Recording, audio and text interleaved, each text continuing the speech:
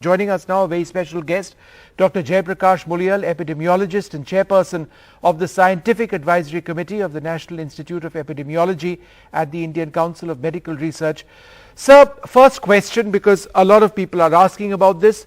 Why should healthy contacts of COVID patients not test for COVID themselves? I think we have a frame of mind set in the early days of COVID entering India. At that time, the whole focus was on elimination. So find the case, isolate. That was a rule.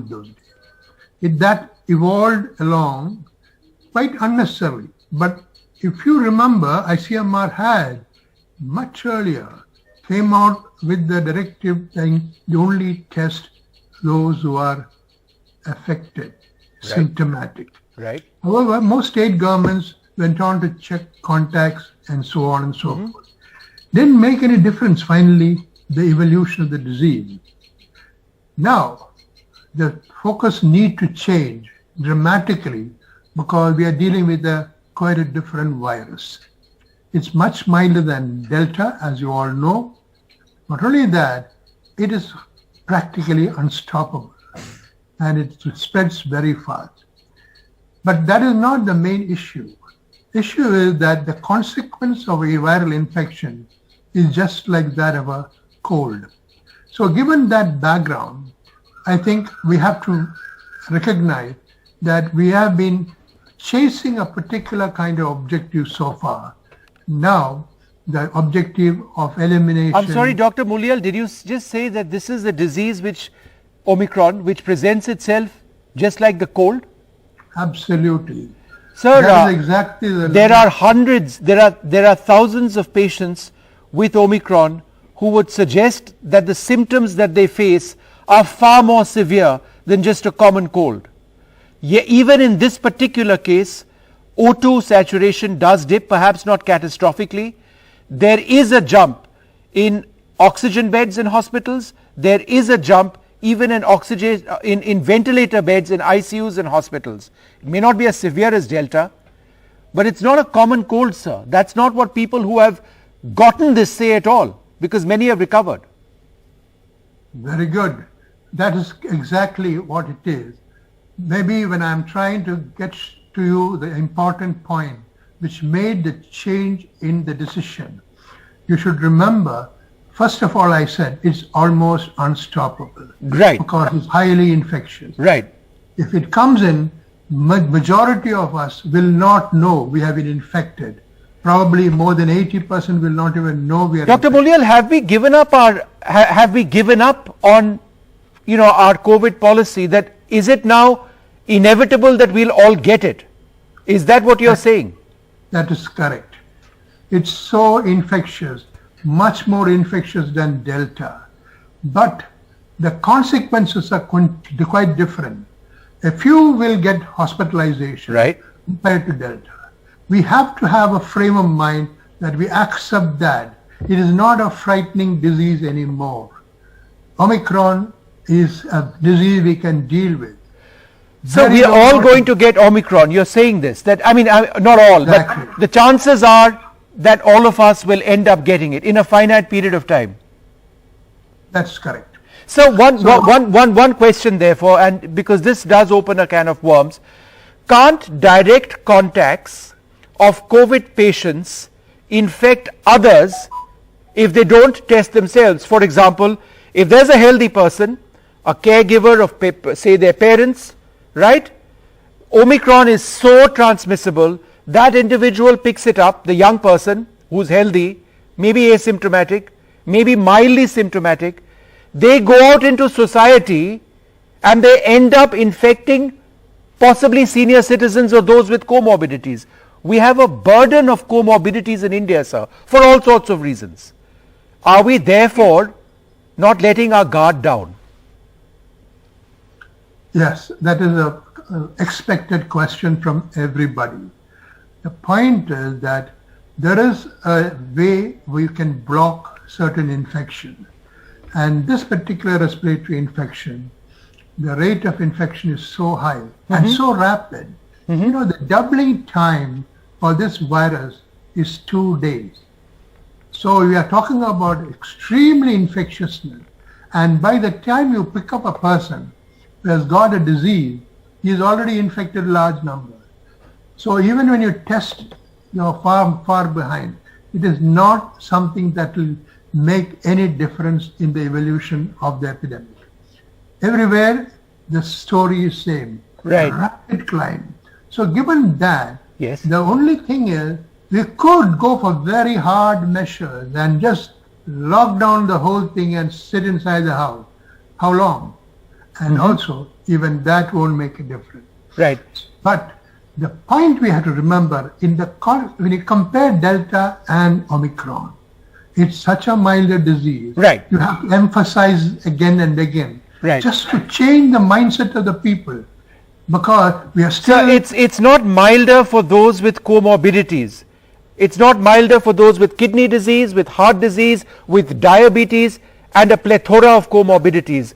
The numbers in our country, sir, respectfully, with these cases, and it's not limited only to those who are 60 plus, right? We are not a very healthy people. No, let's face it. I'll try to explain it. You know, remember the graphs we used to see in the beginning with the age-specific curve. Yes. It goes exponentially up. Yes. Very high, old age, you have high mortality. Now, the interesting thing about Omicron is that curve has come down in all age groups. Right. The young and mild, there was very few in hospitalization. Right. Even less than that. Even in the older age group, it has come down. Uncontrolled diabetes and things like that are still a problem. And in fact, the precaution they have to take continues in terms of personal protection. But it is a huge shift in the mortality pattern. Okay. And that has to be explained to people, because how long do we have this fear looming over us? So, Dr. Muliyil, my next question, without more tests or ramping up tests, because tests as a percentage of the rise in cases is just a fraction. The tests are not nowhere in the ballpark of keeping up with the jump in cases. Now, without more tests, how will India gauge the true spread of Omicron? How will epidemiologists like you do your jobs as epidemiologists if you don't have the most basic data of all? How many? We have learned to live with it, because even when Delta was around, we always multiplied the number of cases picked up by about 30 to get the real number. This particular one, we just had to increase the 30 to probably 60. That is the difference, because such a large number is subclinical, will never come to anybody's notice. Even the person will not know. So that is a reality. So we have to stop counting the virus. In medicine, viral infection, in fact, isolation of virus from a person is not equal to disease. Disease is something and infection is different. In the case of HIV, we used to equate it, because invariably in HIV, they used to fall ill subsequently. But in all other viral infection, majority of people would get subclinical infection, right, and that doesn't pose a public health hazard. So, Dr. Muliyil, the numbers we come out with daily, X number of Omicron cases, and that number is never right because it takes days for the sequencing number, so it's always inaccurate if it's reported on a daily basis, or X number of COVID cases. Shall we just forget all of these numbers right now because the numbers are so large that the real numbers are not being reflected? I think the problem with this, most people look at this graph and the eyes shine when you see it going up or down. Now, these are just some sort of a data we have been gathering, and we always knew it. We got stuck with from the beginning. We are still looking at those numbers. Now, one thing I'll tell you, for ordinary people, it's very easy to look at the number of RT-PCR positive. Okay? Yes. And those numbers, if you look at it itself, you'll know, after the delta the reduction, whatever rise that occurred is all due to Omicron. Whether you do the testing or confirm it. There's no need to confirmation. It is Omicron all the way. Right. And so that itself will tell you. And the beauty is, with that crude line, when it starts falling, you know we are reaching the end point. Right. So the numbers going up now in terms of the statistics, are you suggesting we ignore it? No, I'm saying that it will be there because we are used to seeing it. It is nowhere near the truth, but the shape of the curve going up and coming down is all that we need to worry about. That's right. Because it's nowhere near the truth. It's nowhere near the actual number. No, nowhere near the number. What percentage of the number do you believe is being shown right now? See, earlier we used to we have calculated for the delta, that is, we see about 1 in 30. In Omicron, it must be somewhere between 1 in 60 and 1 in 90. This is guesswork because subclinical infections have gone up. Okay, right. that is the reason. But unless you start measuring this on everybody, like UK and Europe have schemes by which citizens are expected to test themselves and report. That kind of mechanism will give you the curves, which is truer. Which wasn't being followed in the UK, and it's not being followed here in India with home test kits. Let's face it, sir. We will never know how many people with home test kits have actually tested positive because people are not downloading the app and they're not putting the data over there. They're not. Absolutely. I take that point. We aren't getting the actual data. Next question, sir. It's question number 5. Should boosters for all be a key part of fighting COVID? Why aren't we boosting, sir? No, I'm not talking about comorbidity cases. I'm saying boost everybody after 6 months of their second dose.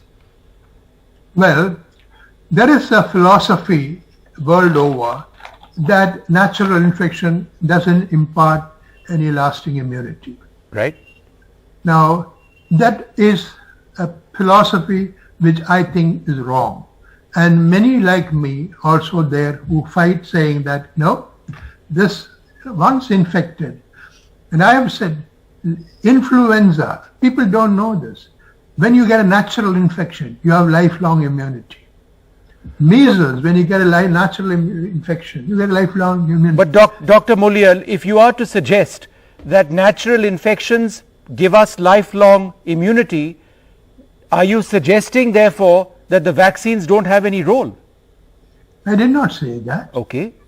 The vaccines work because the original virus is naturally immunogenic. And you take it from that. If that was not so, your vaccines also won't work that easily. Here every vaccine works brilliantly. Except in India, we got the vaccine after 85% of the population have already been infected. Correct? You know right. that. Yes, absolutely. But are we now waiting for 100% of our population to be Omicron infected before we roll out the boosters? We don't have any other option saying this, whether you give booster or not. It makes Omicron no difference. Infection will occur. It has occurred all over the world, regardless of this. Then why is everybody else giving a booster, sir? Why has the United Kingdom gone crazy giving boosters to everybody they can? Why? Yep. You're probably asking the wrong person, but I didn't order it. Or other countries, virtually every other country in the world. Israel is on to their 4th booster or something like that. Yeah. Obviously, the 3rd booster didn't work. They are giving the 4th booster, right? Right. So I think it's an option. And the people who have had most of the immunity from vaccination are not doing as well as countries like India, which has done most of the immunity obtained from natural infection. Okay?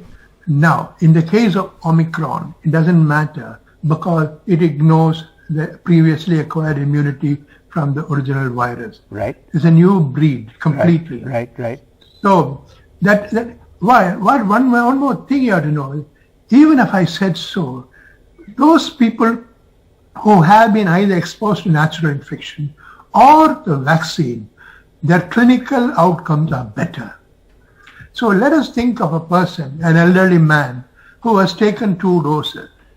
And it so happened he was on some drug, he was not well, he didn't have a take. So this precautionary dose, not a booster, precautionary dose may help in at least introducing the antigen so that his But body... Dr. Muliyil, how have we assumed that only 60 plus individuals have comorbidities in this country? Why can't 40 plus individuals have comorbidities? We have so many heart patients in very young ages in this country. Why aren't they being given a precautionary dose either? The thing is, precautionary dose is given for people with a high risk of immunological non-response. Just because you have a heart disease or diabetes, it doesn't usually mean immunological incompetent.